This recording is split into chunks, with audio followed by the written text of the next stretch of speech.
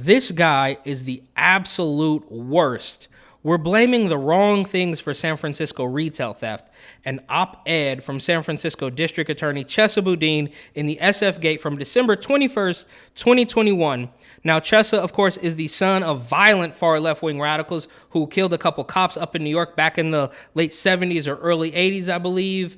It's a completely different story, but worth looking into. He is also at least partly funded by George Soros, which is also a little bit of a different story, but worth looking into as well. This, however, is just about his sheer lack of accountability for what's going on in San Francisco. He says, we're blaming the wrong things. Obviously, what he means is people are blaming me, and they should definitely stop. Now, I will give him a little bit of credit. This is not even worth half, but maybe like 0.0001% credit for at least admitting that this is happening.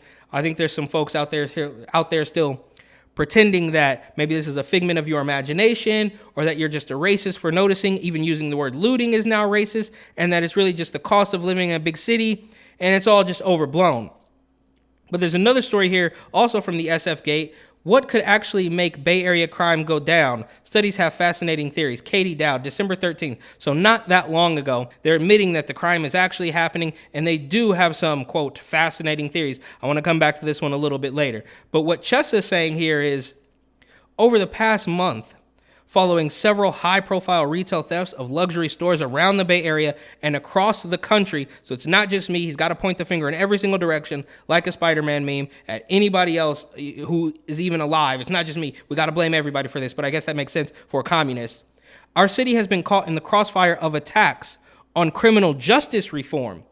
So the people noticing what's happening are now attacking him. That is the cream of the Democratic doublespeak crop, right? Like now they're attacking me for not doing anything to the people who have actually been victims of crimes. And the rest of this thing is completely littered with buzzwords and catchphrases that don't make any sense. Like, we must implement systemic changes needed to make a real difference. That means absolutely nothing. They just like the word systemic because I think it makes them feel smart, and it still tricks a couple morons into believing that they're actually doing something. But all it really means is that, yeah, this has been here before me, and I can't really do anything about it, even though a bunch of idiots elected me to do something about it. But joke's on them, just make sure you go get the shot, right?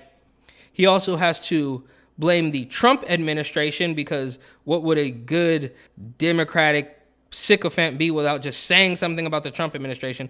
They happened during the Trump administration, and they happened in cities like Los Angeles under the previous reign of an anti-reform prosecutor.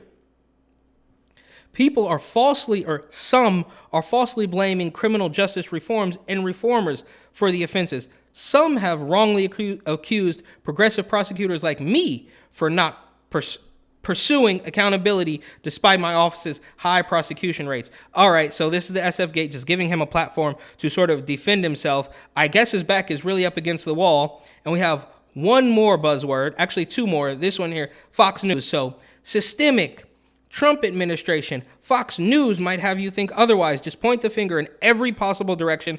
All fingers, never the thumb, right? And the last one is my favorite. Let's see where he says he's talking about the root causes. And this one's obviously hilarious. We know where we've heard all this talk of root causes recently, which is very similar to systemic in the fact that it really means nothing, but it also kind of means that this is all the fault of somebody before me and I can't do anything about it. And you got the picture here of the boarded up Louis Vuitton store, which I guess Mayor London Breed of San Francisco is now kind of at odds with Chesa Boudin because she's pretending to take a hard stance on crime while he's still saying, well, we just have to still think about the progressive policies. None of this makes any sense. She also said that people are not really worried about the downtown shopping area being boarded up. They're still shopping anyways, no matter if they have to stand outside and wait one by one so that the stores don't get ransacked and looted by looters. I don't know what we're supposed to call them. Anyhow, this is just a exercise in deflection. And I also want to talk about this other article here from the 13th by Katie Dowd, right? Because they do have some fascinating theories. And first they talk about what doesn't work. So what doesn't make crime go down? And they talk about Malcolm Gladwell's The Tipping Point, broken windows theory. The theory goes that minor quality of life issues like vandalism, jaywalking, and loitering create an unsafe environment where all crime is more prevalent. Former New York City Mayor Rudy Giuliani's zero tolerance approach famously focused on policing these types of misdemeanors. and he credited it with NYC's historic turnaround.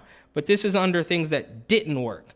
So they say that Giuliani credited it with a historic turnaround, but they also say there's little evidence that the broken windows theory actually worked. So that's what they do, is they completely ignore reality and paint their own picture of this delusional state where their policies work for everything. Again, I will give them 0.0001% credit for saying that the majority of studies agree that when cities add more police officers, crime tends to go down. Okay, that makes sense.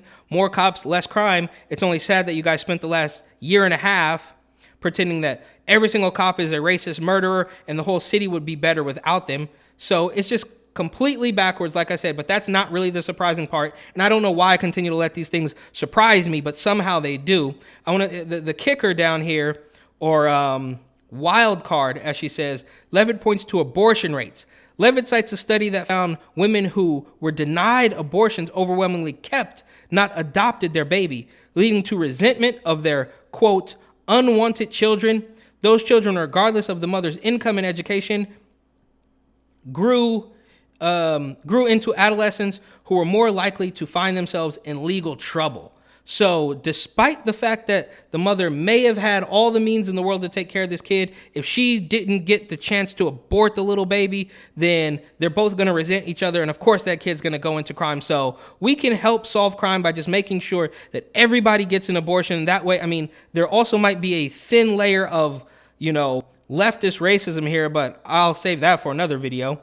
Levitt says that in the decades after Roe v. Wade legalized abortion, those, quote, unwanted children weren't born at all, didn't grow up into teens predisposed to criminal activity, and the nation saw crime dips as a result. Now, this naturally is just a perfectly timed propaganda piece to make sure that they keep abortion legal. Now, I think we all know that no matter what happens with the Supreme Court, California is going to be this, sanctuary state where anybody can go to get rid of their baby until the little guy moves out. But this is just an example, two examples, I should say, of these people just completely painting a false reality. So Chesa Boudin points in every single direction, all 8 of his fingers, never the thumb. And then this woman, Katie Dowd, also with the SF Gate, says, well, have you thought about just aborting the kid to keep crime down?